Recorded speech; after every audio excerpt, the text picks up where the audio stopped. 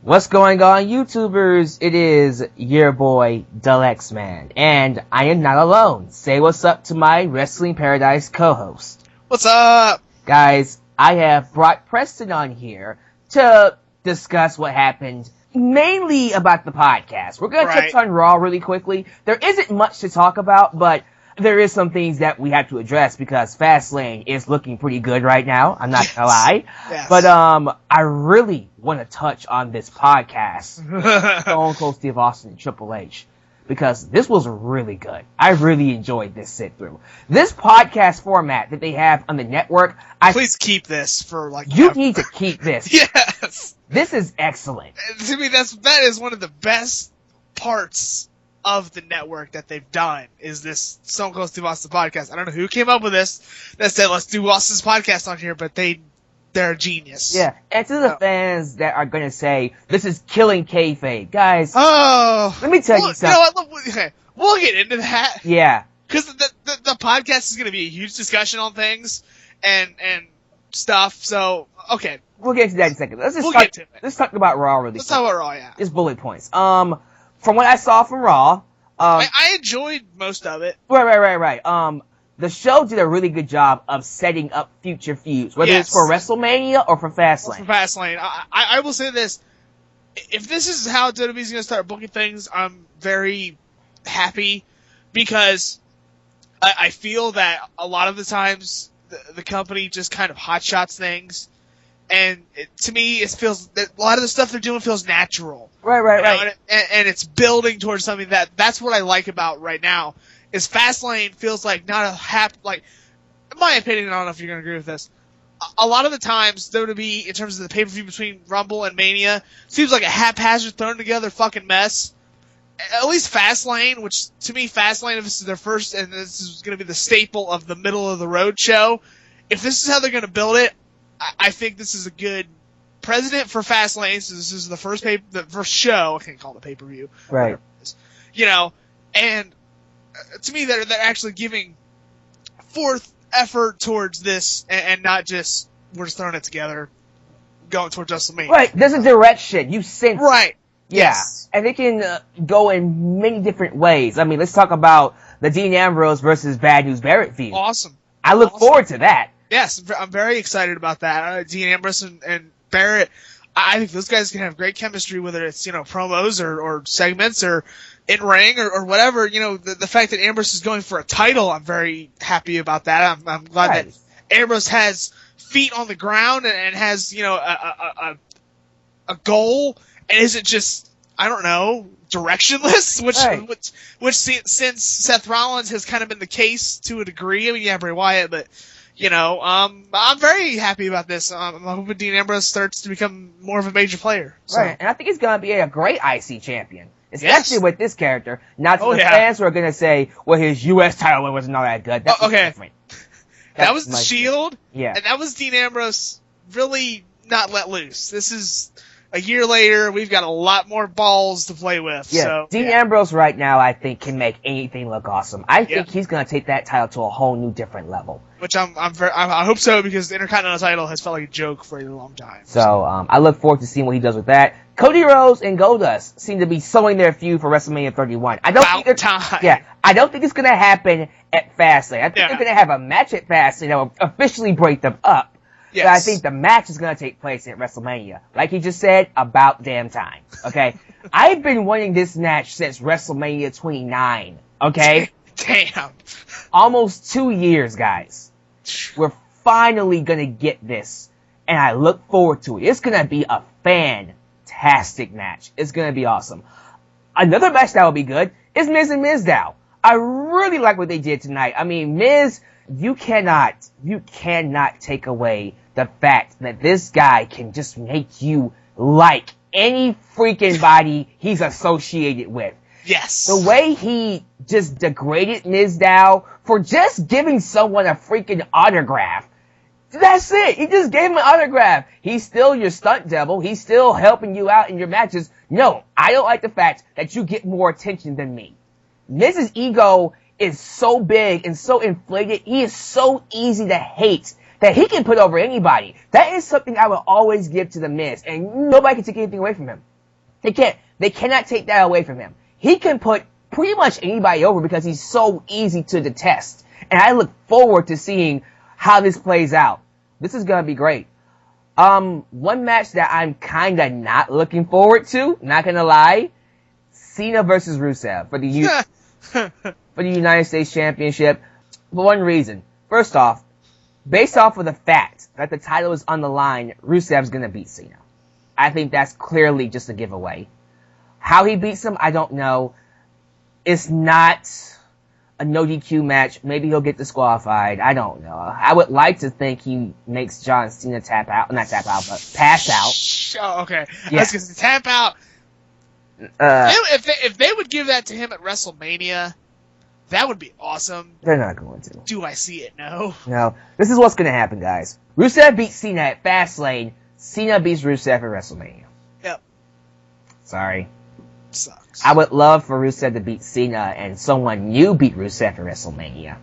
That's not going to happen. If Rusev beats Cena, it will most likely be by some kind of unclean manner. Nobody cares. Curtis Axel. The guy that people were talking about, oh, well, he was never eliminated from the Royal Rumble, got destroyed by Dean Ambrose. Okay, first of all, I want to bring this up. We've watched every Royal Rumble ever. Yeah. Okay? I've seen probably 10 Rumbles or more do what happened 2 weeks ago, where somebody gets taken out of the match and they're out. Okay? My favorite one, Mick Foley in 2004. Yes. I Where love he took that. out Test. Yes. I've seen people on the way to the ring, whether it's a Scotty 2 Hottie, a Spike Dudley, whoever, get taken out before they even hit the ring. So this whole Curtis Axel, whatever it is, I don't know why people are You just really care. I guess. This is what happened, man. People were so pissed off at Roman Reigns winning, they latched on to anything. Okay, they latched on to Curtis Axel, they latched on to Daniel Bryan, they latched on to so many other things. Air won the Royal Rumble. Yeah, man. But the announcers were complete jackasses. I don't listen to the announce team, that's why I mute. Good, don't, because they were all like, this guy's a joke and stuff like that. I was like, you wonder why we don't take these guys seriously. Because the announcers halfway kill them half the time. Bray Wyatt looked like a beast tonight when he fought Dolph Ziggler, and then he got up from that famouser and just hit him with the Sister Abigail. Awesome. Why can't y'all book him like this all the time? Here's the thing, dude. We talk about the shows having direction like this one, and people being look strong like Bray Wyatt tonight. Why can't we get this consistently? Why do we have to wait until this close to WrestleMania to do it? That's a great question. Because that's one of the biggest problems that me and Alyx, and I think a lot of other people have with just WWE, is at points we'll get like solid shit, and we're just like, this is all we need. We don't need smoke and mirrors. I don't need blood and boobs and whatever the fuck. You know? Solid direction, solid wrestling, solid character development, solid promos, boom. Done. You know, we'll get more into the podcast in a minute, but Bray Wyatt tonight looked great. You know, as long as he stays away from the Cenas of the world, Bray Wyatt's going to become huge. Absolutely. Absolutely. And his promo was clearly directed at The Undertaker. Undertaker's happening, which I'm very excited about. Right. I know a lot of people... Well, actually, let me ask you this question. You put the question out there, how are people, you know... Receiving the match? Yeah. Some want it, some don't. 50-50. Okay. I am more or less wanting it because this is Undertaker's last match. Yeah. I'm pretty much saying, yeah. I don't see Undertaker wrestling after this. He's what, 51? 51. And let me clear something up. In that video, people were saying that I said Taker was 60. No, he is not 60. That's not what I was saying. Taker's, yeah, he's only 50. No, people just took a statement I said about Taker can retire when he's 60 and thought that I said that he's 60. Oh, so they took it out of context. Exactly, guys. I'm not saying he's 60. No, he can retire when he's 60 because he has that respect. Right. If Taker wants to stay, I'm not going to tell him that he can't stay. Right. All right. But after, you know, the match he had with Brock Lesnar and how bad the guy looks, I'm just saying what I'm judging off of what I see, and you know, I see this as to me, his last big, WrestleMania fucking match. Hey guys, this is based off of what we see. Personally, from my perspective, if I had it my way, Taker would not be coming back. That would have been it. Okay? Yeah, I would have had the streak over, and then he was going into the Hall of Fame either this year or next year. I think next year because it's in Texas. Yeah. So, and I don't know. We'll talk more. We'll talk more about that. We'll talk more. Let's talk about the big thing that happened on Raw. Okay. WWE's big announcement about what's happening at Fast Lane. So, Roman Reigns, the Authority comes out first to make the announcement. Roman Reigns comes out, then Bryan comes out, Rollins comes out. They all talk about how the Royal Rumble was a controversy, and to resolve the entire thing, a match was made between Seth Rollins and Daniel Bryan. The winner of that match will go on to face Roman Reigns at Fastlane. Why are we doing this? Because the Authority feels there's a big controversy of The Rock helping Roman Reigns win the Royal Rumble. So although he is the Royal Rumble winner, he hasn't proven that he deserves to fight Brock Lesnar. And to do that, he has to now beat the winner of Daniel Bryan and Seth Rollins, which was Daniel Bryan. So, I had to brag for just a second. I told you guys this was going to happen. Most of you guys were telling me they would never cave. They would never give the fans what they want. Well, I guess everybody's eating shit, liking the taste of it.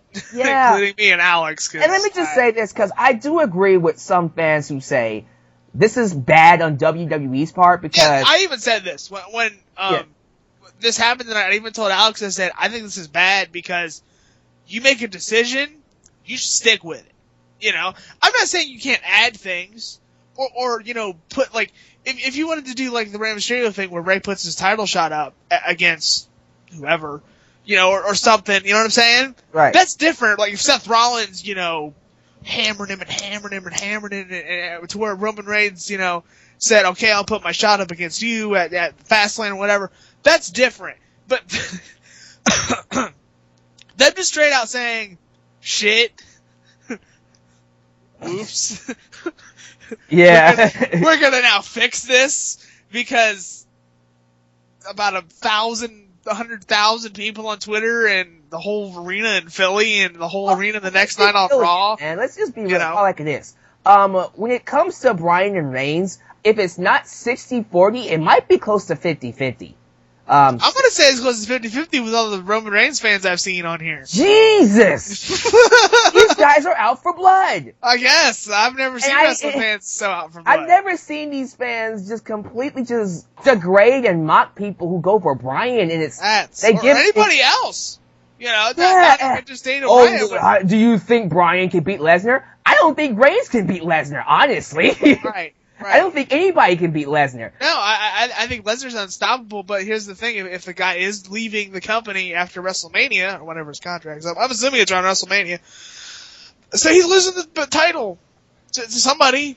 So, whether he's believable, not believable, and again, when we get to the podcast, there's a lot of things we got to We got to talk about that. We're not touching on some of this stuff because we're waiting for there's a lot of shit. Right. So, but this whole thing with Daniel Bryan versus Roman Reigns, I think ultimately this was the right move to make based off of what happened at Royal Rumble because right now Roman Reigns has sympathy. Why? Yes. Because whether you like him or not, and I don't like the fact that he won, WrestleMania, that main event should be his. But now he might not have it.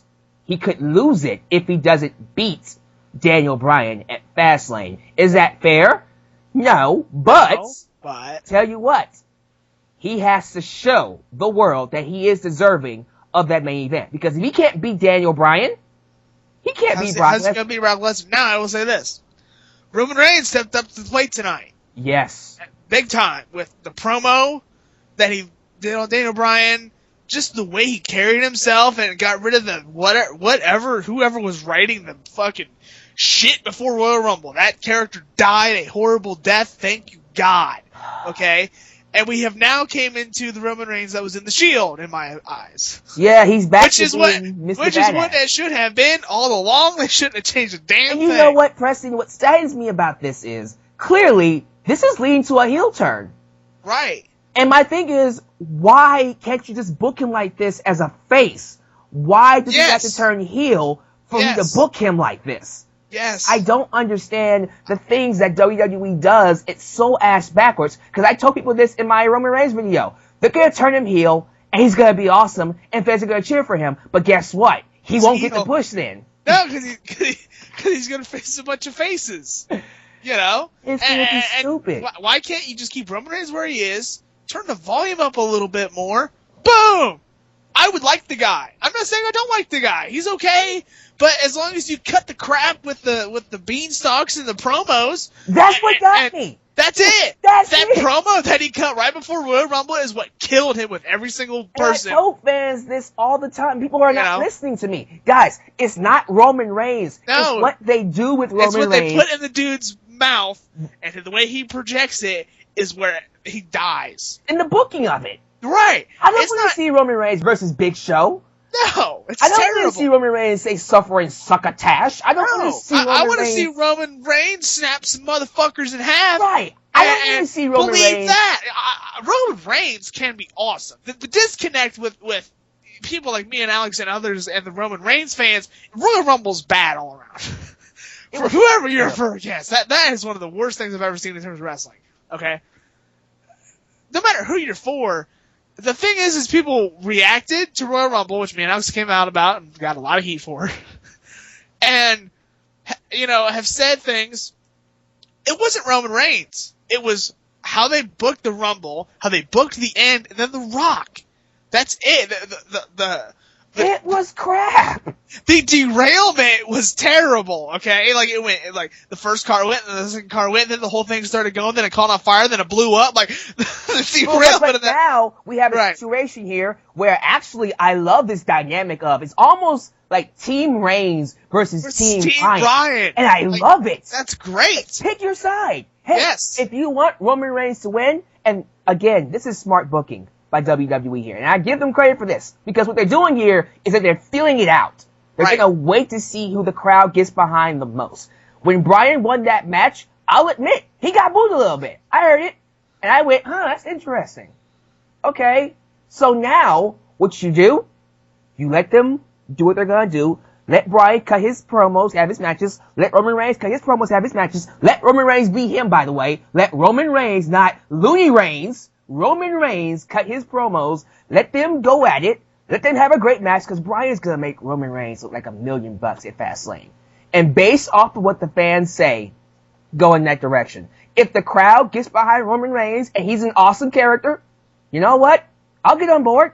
I'll say, you know what? Roman Reigns versus Brock Lesnar. Let's do it. Absolutely. If they get behind Bryan, okay, I love that match too. What were you going to say? If they take the Roman Reigns that they showed from the promo that they did on the Snowden Raw, and like I said, take the Roman Reigns they had on Raw tonight and kind of mash them together, and like I said, turn the volume up, Roman Reigns is fine. Roman Reigns is going to be what he always should have been, and that's the Kevin Nash edge, badass, snapping people in half with spears.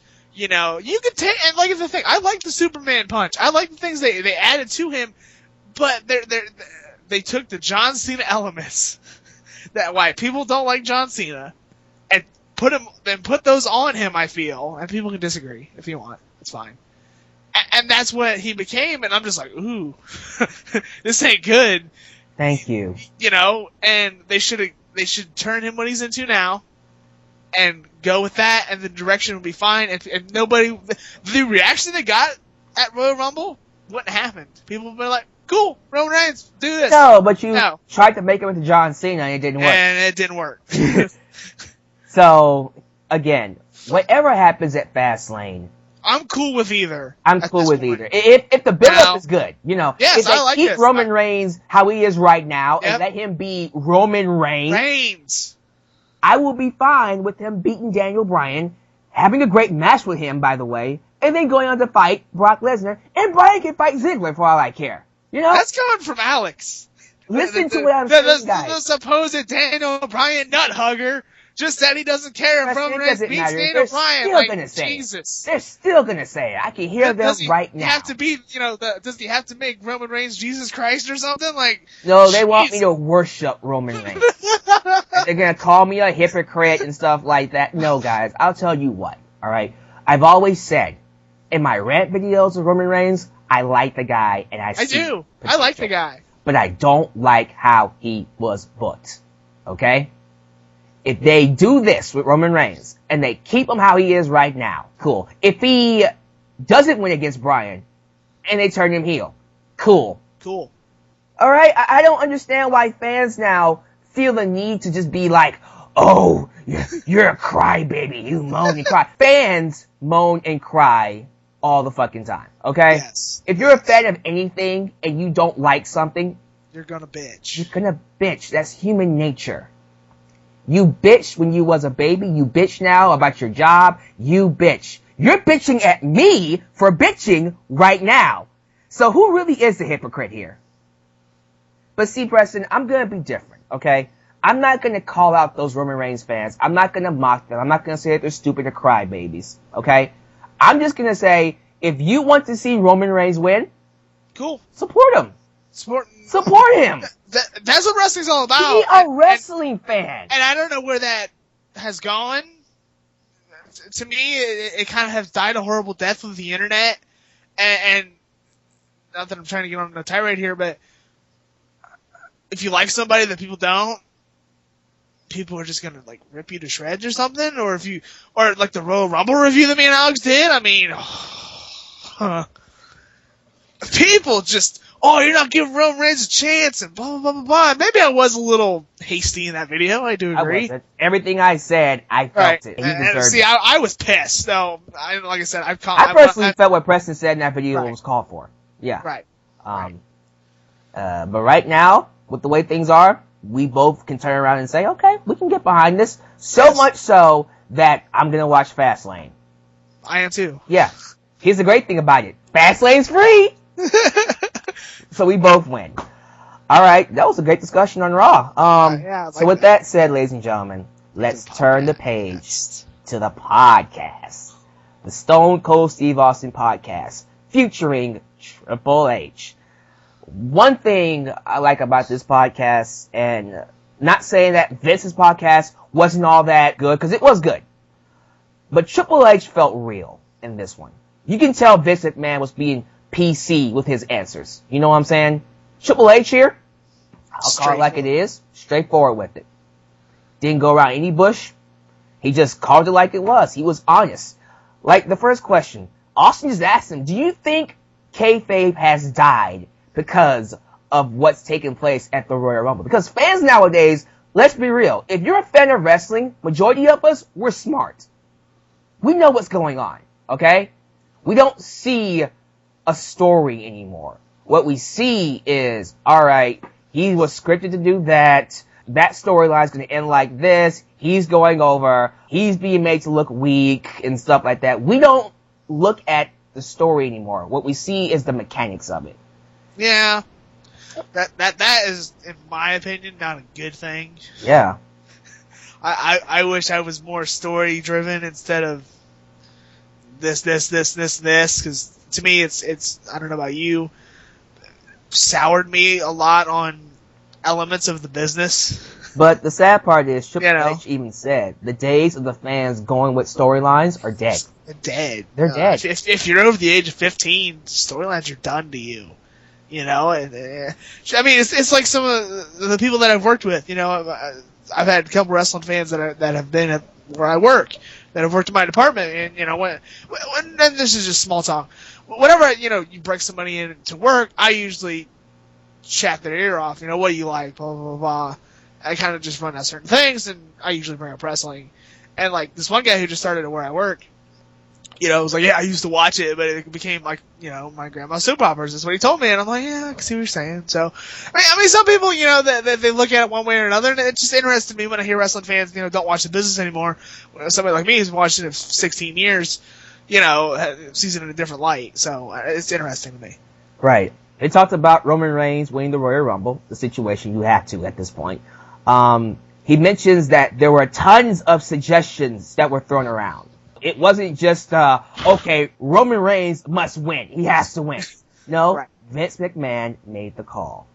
He was the one guy that said he's winning. And that's what happened.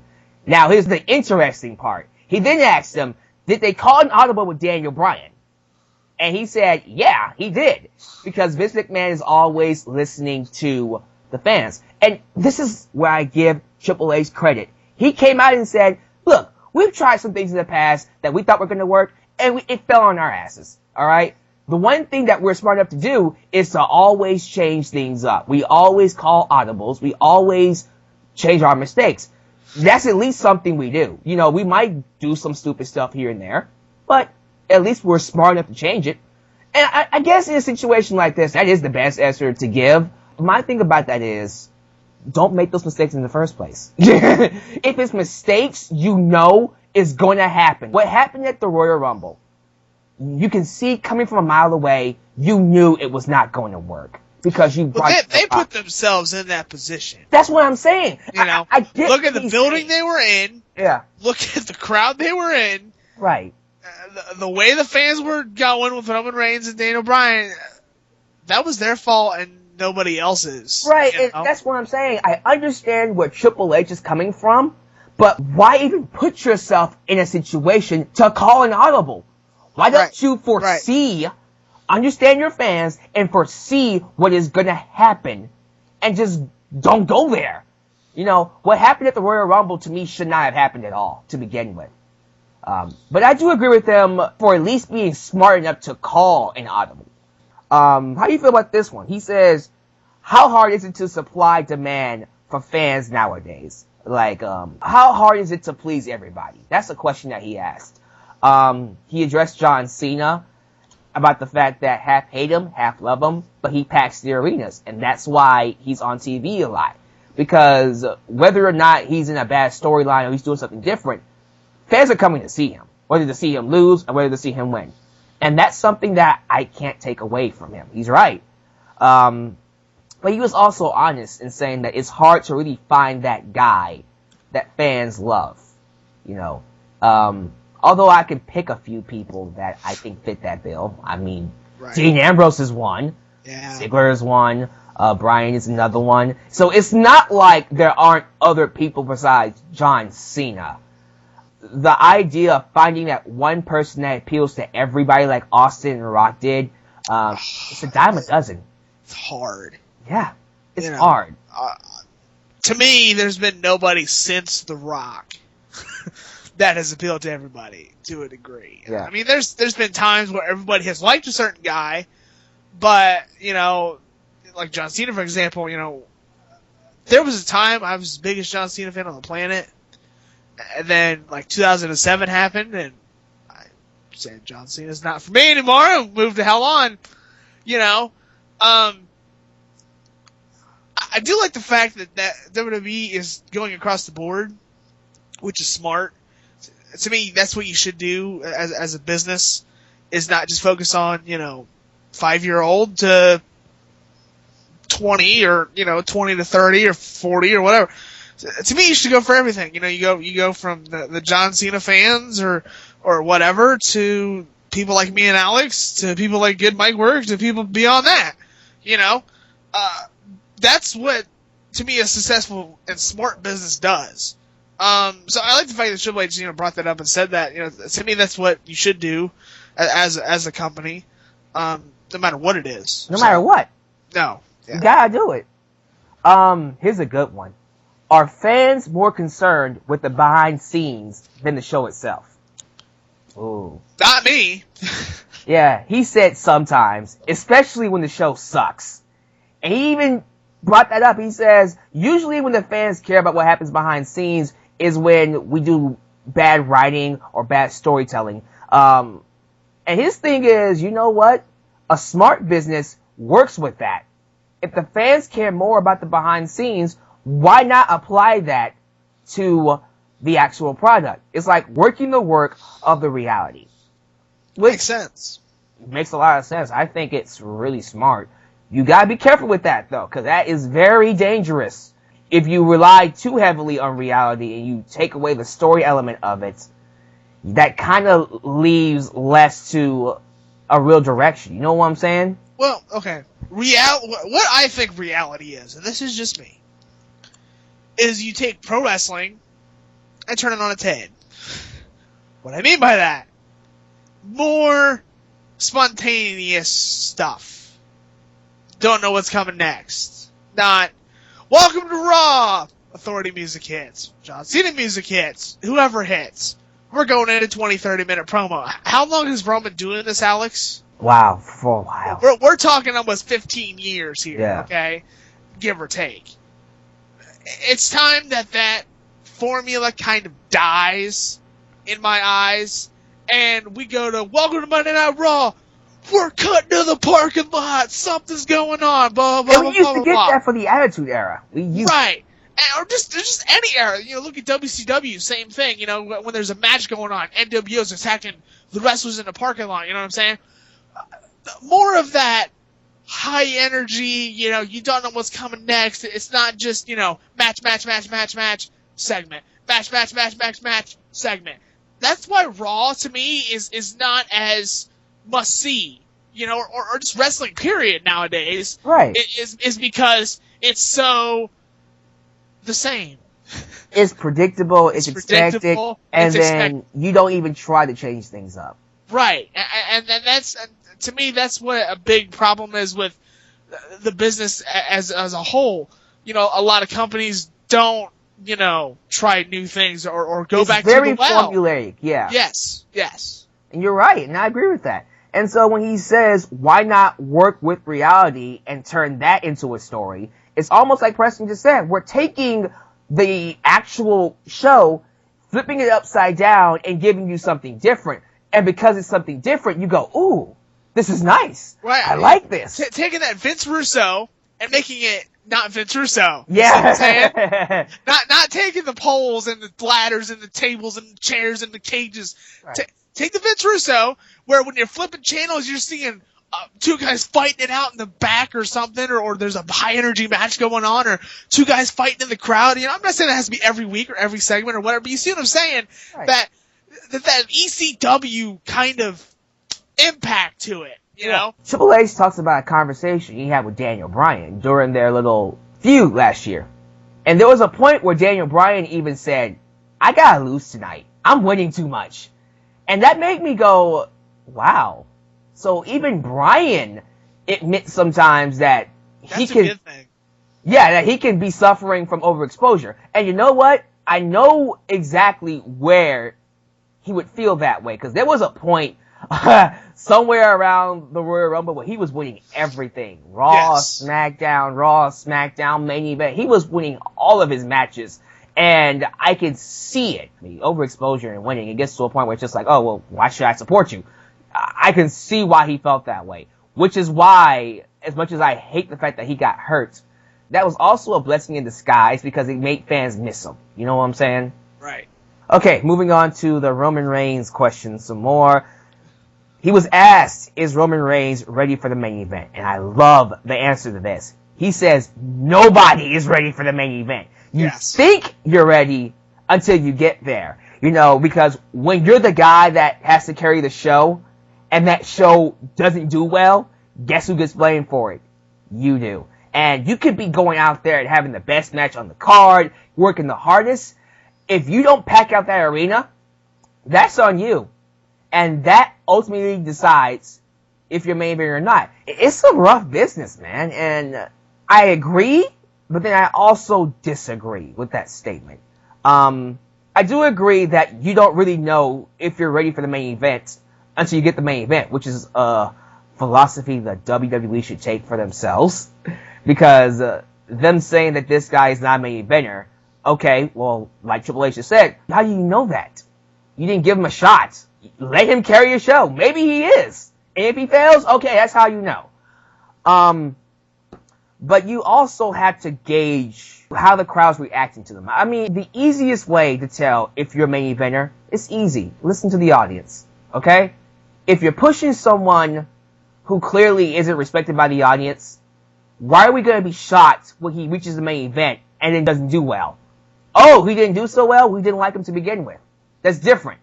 The people who say you're ready are the fans, okay? If the fans want you to be in the main event, you're ready, okay? If the fans want to see you, you're ready. If you are selling out arenas, you're ready. I'm not saying Roman Reigns can't do that. He has his own fan base. But clearly, he also has his detractors, and I see a lot more detractors than I see people that like him. And to the people who want to say that there are more people who like him than dislike him, you're in denial. Call it like it is, man. I'm calling it like it is. Yeah, that's the truth. It's the truth. I hate to say it, but it is. It's the truth, man. Is Roman Reigns reaching out to people outside of wrestling, bringing them in? No, he's not. No, he's not. The people who watch wrestling right now, majority of them, they don't think he's ready. Stone Cold Steve Austin himself said it. You want to know why he said it? Because the crowd wasn't accepting him. No. Okay? So Triple H, I agree. Nobody's really ready until you get there. You're right. But the people who ultimately decide if you're ready is the audience. And by Royal Rumble, Reigns wasn't ready. No. Will he be ready by Fast Lane? That's a different story. That's where you can go, yes, no, maybe so. Yeah. That's a whole different ball game. Royal Rumble was... He wasn't ready. No. He wasn't ready. Triple H related to his own story about the King of the Ring, 1996. Right. Wasn't ready. Wasn't. Okay? It's okay if you're not ready, but when you're not ready, you don't get pushed. Right. Don't give them the world because they're going to fall on their ass. And that's what I'm saying. And not just with Roman Reigns. And I think people just think that people are just, oh, Roman Reigns this. No. This is period. They could have put Joe fucking Schmo in there and people would still be the same reaction, okay? Right. Doesn't matter who it is. If it was anybody but the 4 or 5 guys that everybody wanted to win, pretty much people were going to take a giant shit on it. I hate to break it to you. That's what's going to happen. Yeah. And let's be real, alright? The people that didn't win, Bray Wyatt, Dean Ambrose, Dolph Ziggler, and all them, I'm sorry, but even after this podcast, I still feel like I would have taken them over Roman Reigns because I feel like they're more ready than he is. And that's the truth. But let's move on to the NXT questions now. Okay. When he was asked about NXT, the things he said, I'm not going to lie, reminded me of Paul Heyman. Yes. The philosophies that Paul Heyman used for ECW. He says he makes his show based off of what he wants to see, first off, and listens to the audience. That is a simple formula. That's why ECW, 15 fucking years later, is still as popular as it is, and we're still releasing DVDs of the shit, okay? Yeah. Because the fans and the audience, that's why One Night Stand happened, that's why the Rebirth happened, whether it sucked or not, doesn't matter, That's why ECW was what it was, because the fans salivated for it. Those 3 letters, ECW. Same thing with NXT. NXT is this year's, or not even this year's, wow.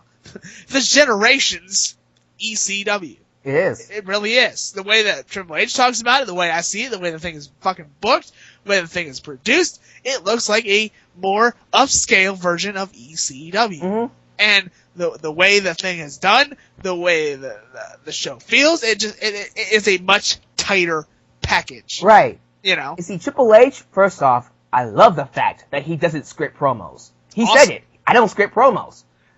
To me, you need to let wrestlers come up with their catch lines and their phrases, and there would be no Austin 316. There would be no, whole effing show. There'd be no 619. There'd be no, yes.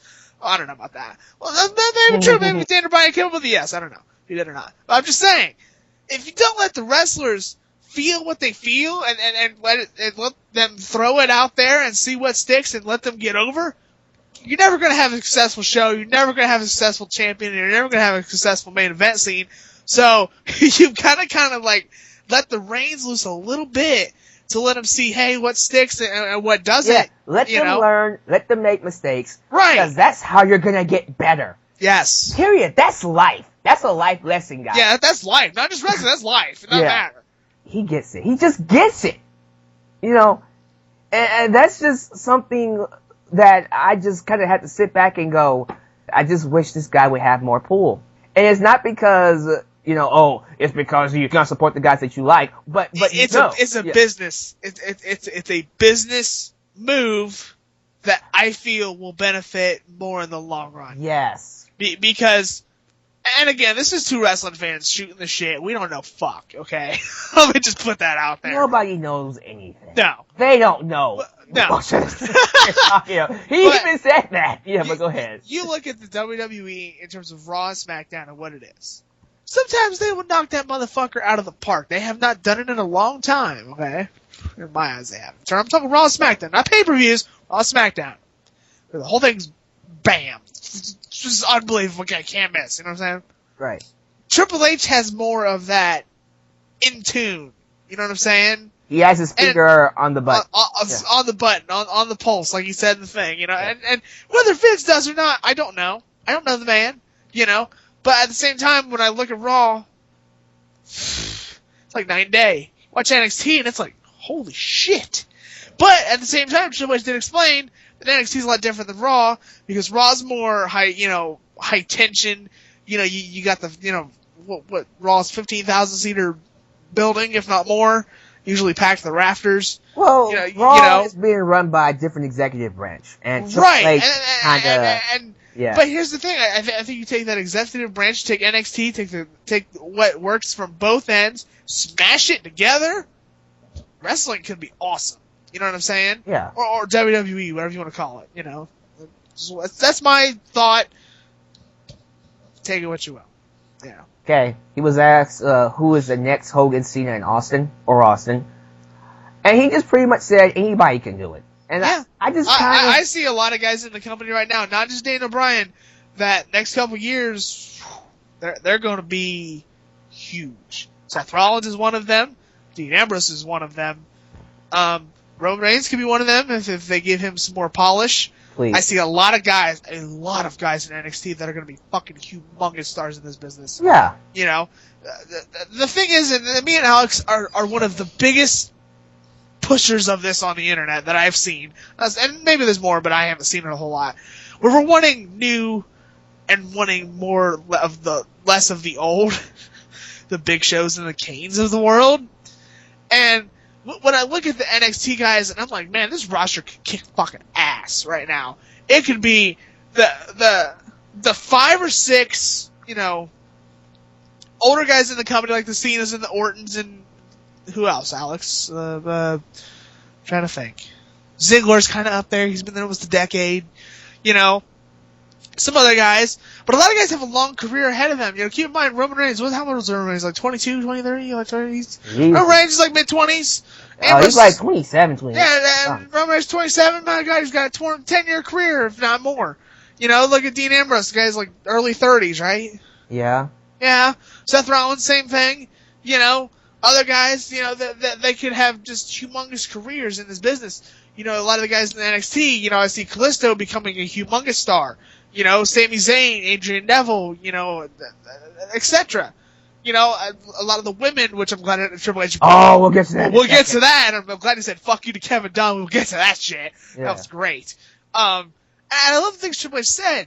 And the things that they put out. In terms of the X Factor, which makes me love wrestling. It's like that drug that is, the X Factor is what keeps me and Alyx and everybody else watching this video coming back. Because it's that you never know. So, and I love the example he gave. He used the Undertaker's gimmick. Yes, perfect example because he said that gimmick done by anybody else would have failed. It would be up there with the Doink the Clowns and the Bastion Boogers and the Plumbers and the Trash Man and Undertaker would be looked at as one of the worst gimmicks of all time. But Mark Calloway looked at as one of the greatest gimmicks of all time. Probably the greatest gimmick. Probably the greatest gimmick. I'd put it up there top 3 easily. Because Mark Calloway took it, applied it to himself, and made it his own. Killed it. And killed it. And that's what you have to do if you want to be the next Hogan, Cena, and Austin. So, China. Some of these questions, like I didn't see it coming. when they got into China, I was like, wow. I'm glad he asked about it, though. Yeah. I'm glad he asked about it because that's been something that's kind of been like under the radar for a long time. Right. And when they asked about it, I'm like, okay, I'm interested about this. And the way he answered it was like, I completely understand. Because he said that definitely deserves to be Hall of Fame. And I'm like, yeah, China's definitely the right. first female Intercontinental Champion. For that reason alone, that alone, not just because of DX, Rumbles and DX and fighting Austin and the Attitude Era, man, and all the stuff China did. And then when he brought this up and the way he said it, I'm like, wow, he did that so smart. So the way he said it, and I'm like, wow, he just did it perfect. Was China Hall of Fame, and the way he and the way he put it to somebody like myself, and putting it in and stepping in Triple H's shoes or any parent's shoes, I'm like, wow, I completely understand where he's coming from, because Triple H, WWE, in a sense, is a family-oriented company to a degree now. You walk down any toy aisle, I don't care what store it is, Walmart, Kmart, Toys R Us, I don't give a shit. Walk down a toy aisle for WWE, look how much shit they have. Look how much they promote to kids, look at all the commercials they have for, whether it's a Raw, SmackDown, Network, where they're promoting those slammers or whatever the hell fucking shit they have now for the action figures, or the pillows, and it's just, my God, WWE's everywhere in terms of department stores. They're aiming towards 10 and younger, and sometimes up, they're going across the board, right? With the network and the DVDs and the Blu-rays, and you know what I'm saying? And looking at it in Triple H's shoes about China and the porn thing, I'm like, she kind of shot herself in the face there. Oh, we already knew that. I knew that, but when Triple H said it, I'm like, ooh, it's kind of set. That's what I'm saying, though. Here's my thing. Like he said, does China deserve to go in the Hall of Fame? Absolutely. Yes. But even if I wasn't WWE, I would be skeptical about putting I don't even know, and I'm a big China fan. Yeah. I don't even know if I would do it. That's like putting Benoit in there. I don't know. Benoit's never going to happen. It's not. I mean, does he deserve 20 years from now, Benoit's never going to touch the Hall of Fame. Right. Career-wise, does he deserve to be in there? Yes. The career China definitely deserves it. But sometimes choices outside the ring will prevent it. But granted, look at Scott Hall. Scott Hall, and other, people, not to knock them. I love Scott Hall. I love Jake the Snake Roberts. Yeah. But my God, have those guys done some horrible things in their lives because, unfortunately, addiction took them over. And addiction maybe is a different thing than what China did, or what have you. I'm just trying to make an example here. Right. But, sometimes there's bridges burnt, and sometimes bridges are exploded. Yeah.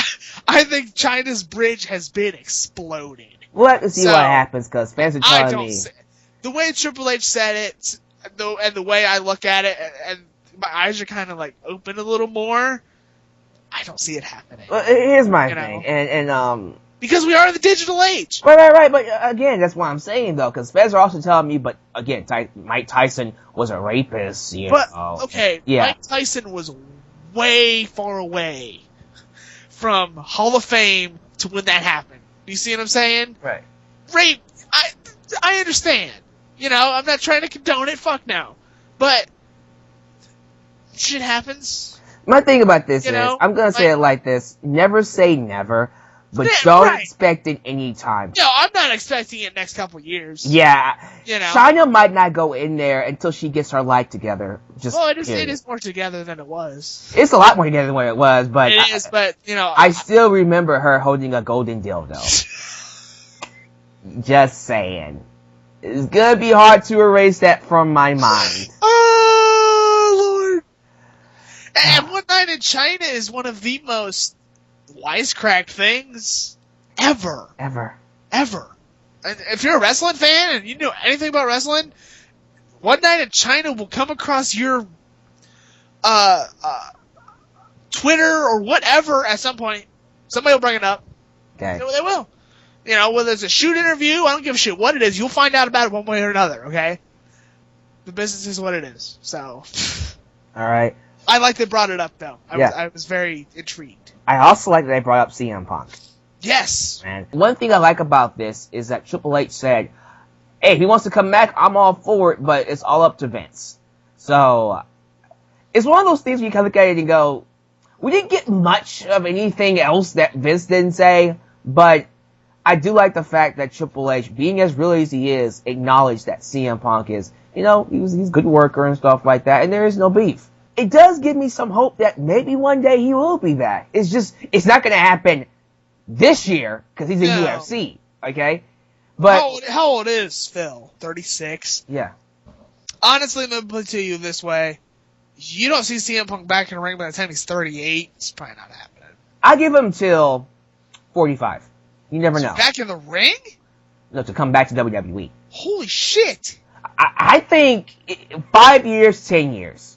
I see it that long. I don't see... You say what? You say 2 years? I say 2 or 3.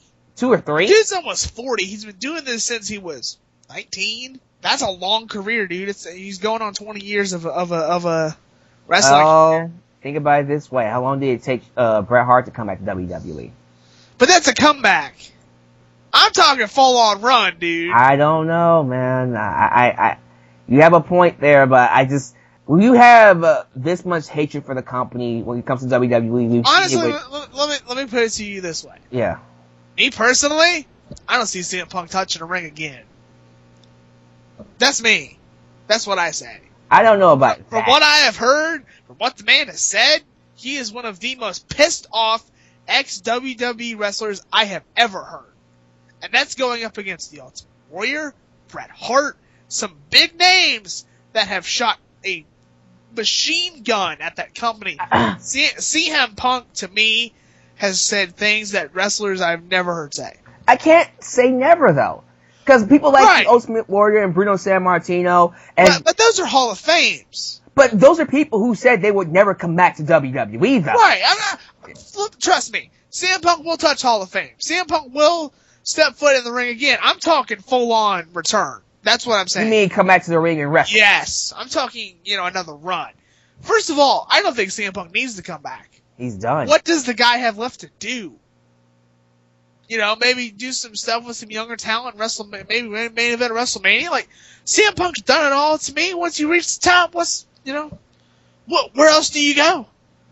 Won every title, held the thing for 2 years or whatever. If CM Punk was to come back and return, sweet. It won't be a run. It will most likely be just to have that WrestleMania main event that he's always wanted. And then call it a day. Which to me is all he needs to do. Right.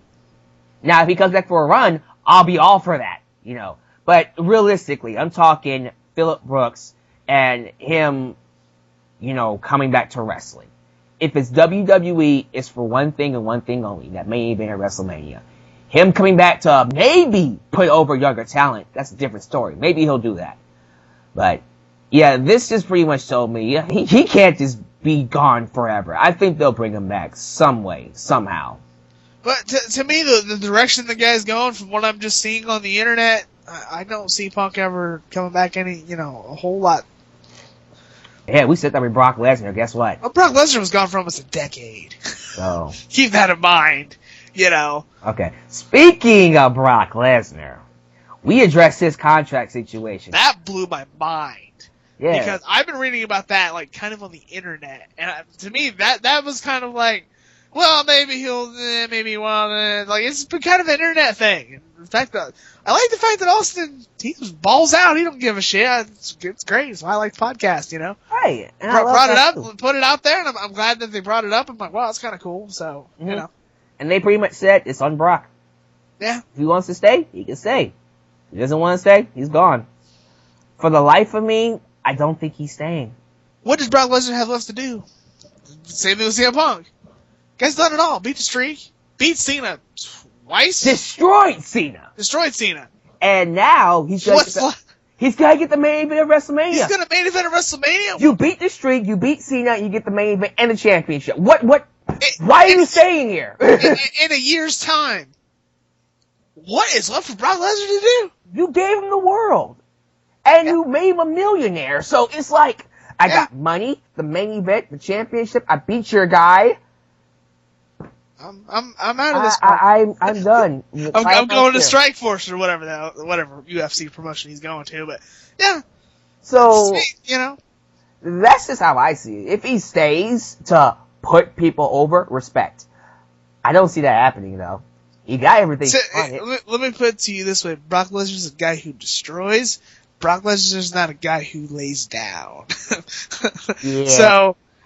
Yeah. So if he does lay down at WrestleMania, that's the only time you'll see him do it. Probably. You'll never see him do it again for WWE for a while. Forever. Because I'm shocked Brock's been back for as long as he has. Yeah. Because I thought this was going to be like, he'll be back for a year or two. He's been back for almost 3 years. Damn. You know? And still doing stuff. Granted, he's only wrestled not even 10 matches in the company. He's only wrestled like 5 people. Wow, that's terrible. Triple H, Cena, CM Big Show. Big Show. And whoever he fights at WrestleMania. Undertaker. Well, he's faced Undertaker before. So, that's pretty terrible. I'm just saying. Alright. Okay, let's get to the real stuff that just made me go, yes, yes, yes, amen. What should change about Raw? Whoa! Okay, where do we start? When he was asked about this, first thing he said is, we should go back to 2 hours. I said, hallelujah. Thank God. 3 hours is extremely hard to write. Guys, 3 hours is extremely hard to watch, let alone write. Let alone write. As me personally, as a wrestling fan, when I watch Raw, after about the hour and a half mark, my mind starts to like tune out. And I start to do other things. I start doing Twitter. I start doing YouTube. If I got it muted, I start fucking around on iTunes. And somebody like myself who wants to watch wrestling after that point and just kind of like, I'm going to something else now, you know? And that's surprisingly what a lot of people might be doing at home. I don't know. Raw seems to be getting decent ratings. Sometimes they're getting really good ratings. So it's not that people aren't watching the shows. But a lot of times, who says that, you know, I don't read ratings because I don't really personally care. But who says that points people are going, oh, what else is on? Oh, maybe let's watch a football game. Granted, football's over. But, you know, I don't know, let's flip to whatever the hell else you might want to watch. Saying they're not losing interest in some points. Right. And trust me, there are points that we lose interest. Oh, yeah. Sometimes it's the entire freaking show. I know. Sometimes it's an hour. Sometimes it's a segment. There are a lot of down spots that I think you can avoid. Right. Just by going back to 2 hours. Like I'll bring up one from Raw tonight, the John Cena segment. Oh my god. I didn't even watch that because I'm like, pointless. I don't give a fuck. I didn't care at all, you know. And I just feel like what he said about, you know, going into what else he said needs to be changed. Letting the stories develop and breathe longer. Just like, see, that's the type of old school mentality that he has that I think the business should have kept. Everything nowadays, it's so microwave, like, okay, here it is, it's over, bam, next story. What? I wanted more out of that story. You know what I'm saying, Preston? Yes. We see that with NXT, and I love what they do with NXT. Right. You know, and here's the crazy part about it. As soon as one story ends, boom! One begins. We begin a new one. We don't even waste time. It's just like, awesome. Story's over. Okay. Look at Adrian Neville and Sami Zayn. That was amazing. Look at the build towards that. What happens right after that match? Boom! Kevin Owens comes out, powerbombs that motherfucker into the ring apron. We got 2 months worth of story here. You know, we're not even at the match yet. Match is in a week, but we've been building this since the first week of December. Right. You know, holy crap! There's over 2 months of build and promos and whatever they've been doing just to one match. One, not 2 or 3 or 4. One match. That's what's killing WWE is this oversaturation of not just Raw, but the product period, you know? We're having 12 pay-per-views a year. We're doing 13 pay-per-views, by the way. 13 pay-per-views a year. I'm sorry. Jeez, we're doing, you know, Raw and SmackDown every week, Superstars, main event. It's like, who can keep up with it all? I fucking can't. You know, who can? You know, and it's no wonder they get burnt out. So first off, right, you got that 3-hour Raw, which by itself is hard to write. That's a lot. That's a lot of wrestling. And then you got a 1-hour main event, a 1 hour superstar. Yeah. And 2 hours of SmackDown. And if you're watching NXT on top of it, then you got NXT. It's like, holy shit! You're watching over 8 hours of wrestling a week. No wonder you get burnt out. Yeah. Back in my day, I'm sorry, I'm not that old. Back in the day, Raw 2 hours, SmackDown 2 hours. That's all you had. 4 hours a week. Boom. Done. All that, and then you still had time to let the story breathe. And how long have people been saying that this 3 hour thing is going to kill them since 2011? We're going on 4 years of this. Yeah. Holy shit. My God. Okay, other things he said. Women. The women. This is one of my favorite parts of the whole thing. I'll let you talk about it. What did he say? Okay. I love the fact that Triple H wants to give the divas more. That's great. The women more. Yes. Yeah, well, women divas, you know what I mean. Yeah. Kind of generalization here. Yeah, I know. Sorry. Their characters, their programs, their time.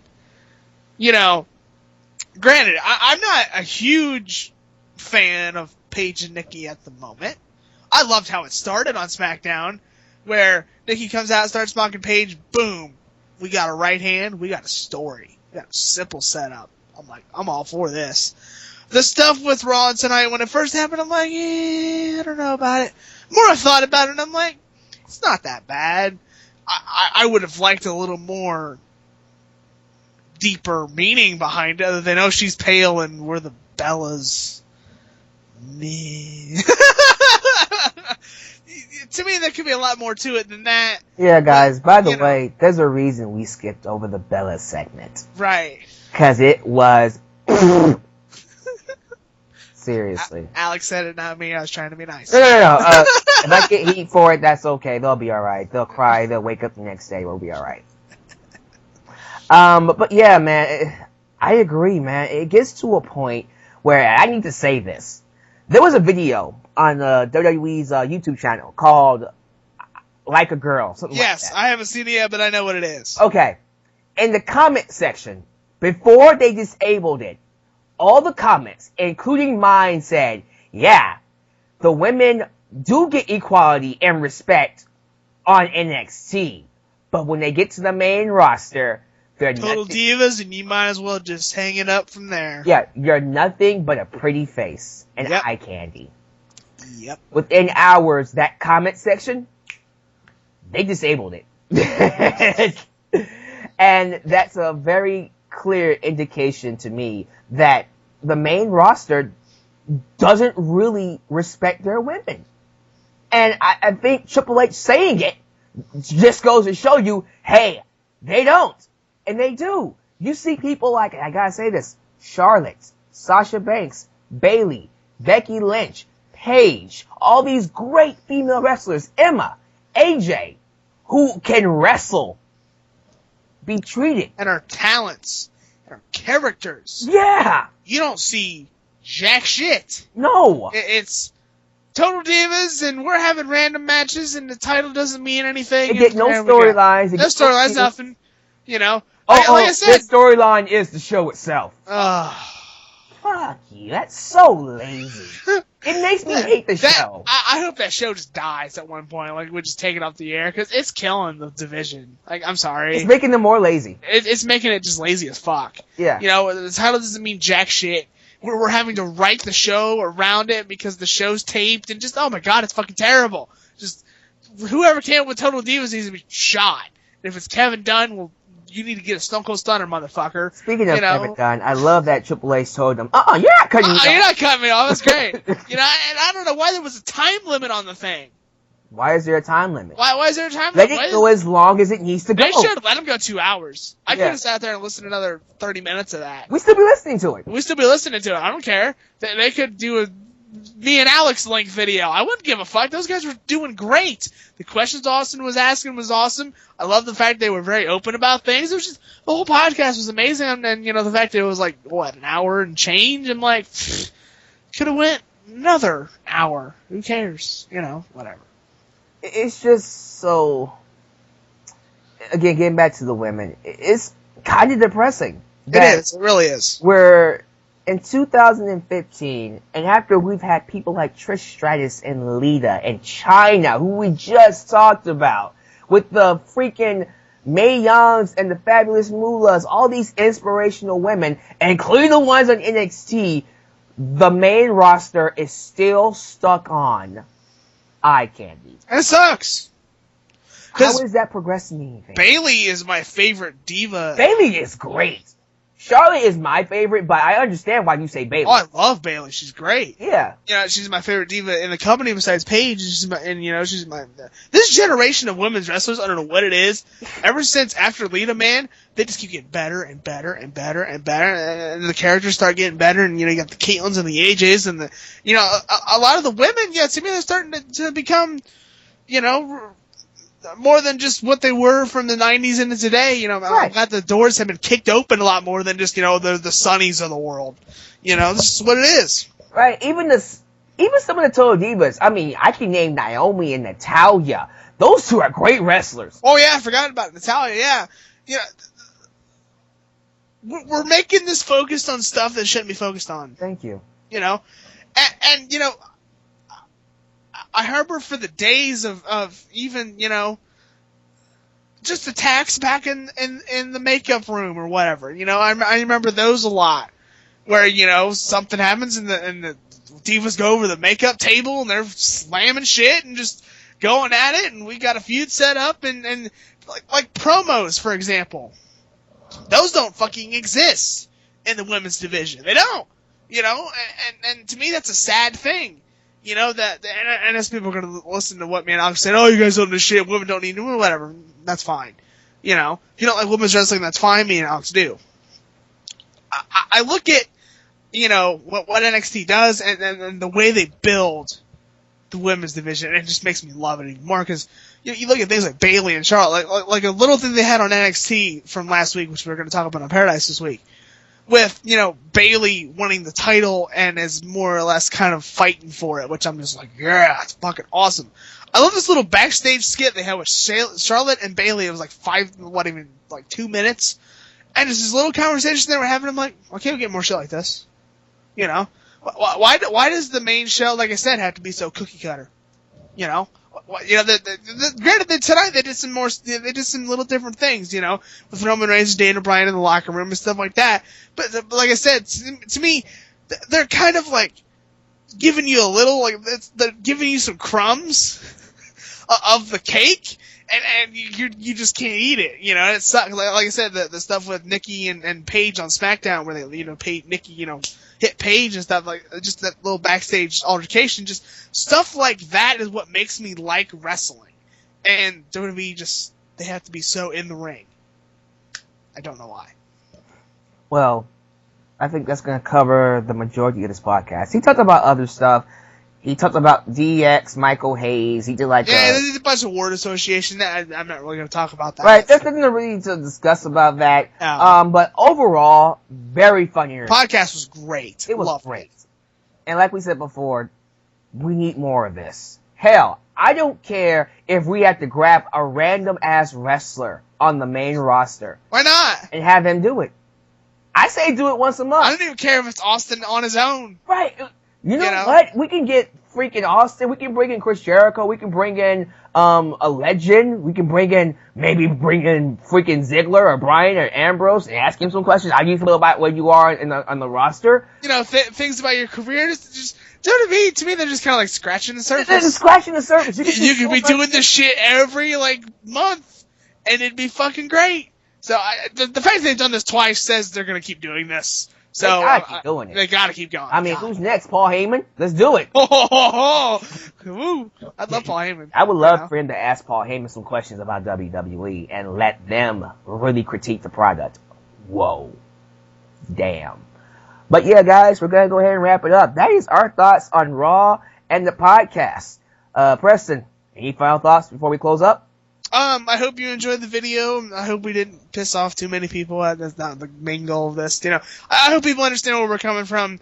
And the fact that me and Alex, have kind of came out of Royal Rumble with more of an open view on wrestling, and not so, raw, and we hate shit, and we're done, and we're unsubscribing from the network. We have not resubscribed to the network yet. They're gonna have to prove me a lot for me to resubscribe to that thing. But I have seen, this podcast and things that have happened since Royal Rumble, I look at things a lot differently now, and more or less, I think people need to stop being so knee-jerk. To being knee-jerk can hurt you as a wrestling fan, and to me can hurt the business to a degree. I'm not saying you can't believe in what you believe in. That's fine. Yeah, have standards. That's fine. Standards are fine. There's nothing wrong with that. But to me, some of the videos that not only me and Alyx made, but a lot of other people made, I think isn't what should be. What you're trying to say is fans shouldn't get so emotionally, yes, in it. Irate, like the fans tried to stop the wrestlers from leaving the right, that rioting and shit. Like, there's a line that you don't cross, and to me, not only people on the internet, but people in the arenas cross. Right. Like I said before, it is absolutely fine to complain about what you don't like. There's nothing wrong with that. There's nothing wrong with that. You have that right, okay? Right. That doesn't make you a crybaby. As a matter of fact, people like you who complain about what you don't like usually get what you want, which is why Daniel Bryan is now going to fight Roman Reigns and will most likely fight Brock Lesnar. And some of you fans said me complaining wouldn't change anything. Well, guess what, fans? It did. Okay. It changed a lot sooner than I expected, too, by the way. I'm shocked it happened at all. It just happened. It happened quickly. It happened fast. I'm just like, last year, it took them at least 2 months to decide, all right. Boom, it's like right away, like, they're having a match of Fast Lane, boom, here we go. Like, whoa, okay, here we go. So. But, guys, look, okay, for the love of God, don't be those fans that just take crap and pretend it's good. Because guess what? You're never going to get what you want. No, and I think me and Alyx are more realistic, and we just want to more or less have fun. But at the same time, say things about the business that we think could make it better and change things. And, we're all we are as wrestling fans talking about wrestling. That's all this is. I think people are taking this way too far. Whether it's, YouTube or like wherever, I don't care. I've seen a lot. And I'm kind of glad this Royal Rumble thing happened because it has opened my eyes to a lot of wrestling fans that I'm just like, I can't believe you people exist. Especially on not only Alyx's video, but a lot of the stuff on Wrestling Paradise, and I'm just like, and then people talking down to me and Alyx goes, I'm disappointed in you because you guys said you were done, and then you decided you're going to start watching WWE again, and blah, blah, blah, blah, blah, you have no fucking backbone. Okay. Bye. I'm sorry that I decided to be a man and say, you know what, I was an idiot and said I'm done with the company because of one fucking thing and one fucking angle and one match, and decided that, nope, I'm not, and we're gonna go. It's like Triple H said, and this is how I'm gonna end this thing. It's a book. It's a chapter. Just because you turn the page and it sucks, doesn't mean when you turn the next page it isn't going to be a masterpiece. And that's what's, like you said, is so great about this business. And I think more or less fans should take that philosophy that Triple H says and kind of embrace it. It might suck one day, it might suck at one point, but, at some point, hopefully, that is going to come into something that everybody's going to like and everybody's going to enjoy and appreciate, I think that's what wrestling needs to become more. People need to stop being so, one-track mind towards wrestling. And for some people out there, that coming from me and Alyx doesn't mean shit because, people are going, oh, you're a bunch of hypocrites, whatever, that's fine, I don't care. And the thing is when Alyx said that we're for Roman Reigns, that says a lot because you had asked me 2 weeks ago, I just said, I don't care, that motherfucker burns and dies, or some shit, which is not true. Roman Reigns could be awesome, like we said in this video, and the fact that he might go on to beat Brock Lesnar and Daniel Bryan to win the title, we might be all for that. We might say, we were wrong. This is great. This is the greatest thing since, Stone Cold Steve Austin. I'm not going to go that far. I'm just saying, to me, people need to relax a little bit, enjoy things a little bit more, kind of look at things from an open view. And, we're not saying you can't bitch. Bitching is fine. But don't go to the degree of... Stay within the realm of being a fan. Reality and being a fan, okay? Right. Don't go go to the point of death threats and wanting people to fucking kill themselves and calling people dick suckers and all this shit. That I know it's the internet and you can't stop it, but at the same time, I think people need to have a little more self-control. You know, I know it's a keyboard, I know it's a comment section, but I look at things and I'm just like, listen, yeah, here on the internet there is no self-control. There is no self-control. There is no self-containment. It's just, you know, an orgy of stupidity. That's how I'm into this. Yeah, but thank you to the fans. Thanks for listening to this, and thanks to everybody who understands where me and Alyx come from. Yeah. You know, not only on the Alyx Man's channel, I'm glad he brought me on here, because I don't know if people like me or not. Really quickly, guys, if you watch this entire thing, put it down below. Tell us we watched it all. Like, hashtag we watched it all. How long is this, by the way? This is gonna be like over an hour for sure.